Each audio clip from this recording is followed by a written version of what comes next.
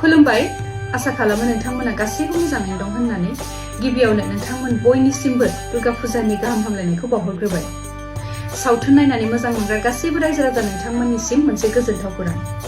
मोनसे बर' सावथुन जाय सावथुनखौ सारअन्थाइ फिल्म प्रडाक्शननिफ्राय दिहुननाय जादों आरो बे सावथुननि मुङानो जाहैबाय सिंखाय। नोंथांमोना गोबाङानो जोंनि बे सावथुन सिंखायनि बागै मिथिखाबाय जानो हागौ आरो नोंथांमोना दासिमबो गोबां अननाय आरो मोजां मोननाय जोंनि बे सावथुन सिंखायखौ होबाय।